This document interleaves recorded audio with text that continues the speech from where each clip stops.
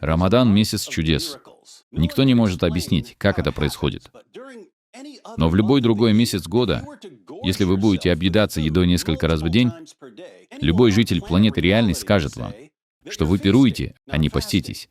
И все же в течение месяца Рамадан, то есть противоположного месяца, объедаться несколько раз в день — это пост, а не пиршество. Уже должно быть очевидным, что в прошлом у нас с постящимися в Рамадан были разногласия. И все же я соблюдаю пост в течение месяца Рамадан. Хотя я христианин.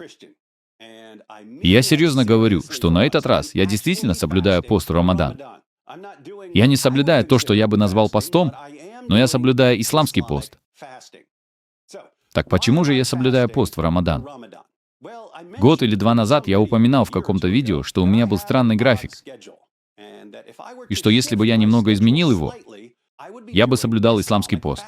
С тех пор мой график изменился. Так что исламский пост стал моей обычной жизнью.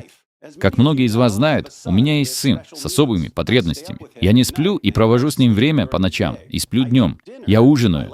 Последний раз я кушаю около 5 часов утра. Я ложусь спать около 8 или 9 утра. Я просыпаюсь около 4 часов дня. Я делаю несколько дел, а затем обязательно что-нибудь съедаю, прежде чем мы выходим в прямой эфир вечером. Что это значит? Это значит, что моя обычная повседневная жизнь — это круглогодичный исламский пост.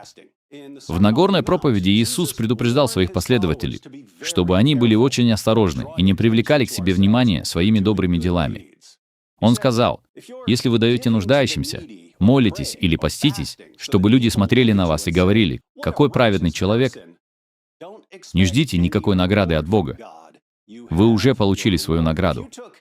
Если вы возьмете все, что Иисус сказал о том, чего не следует делать, и сведете это все в один большой ком, то получите ислам.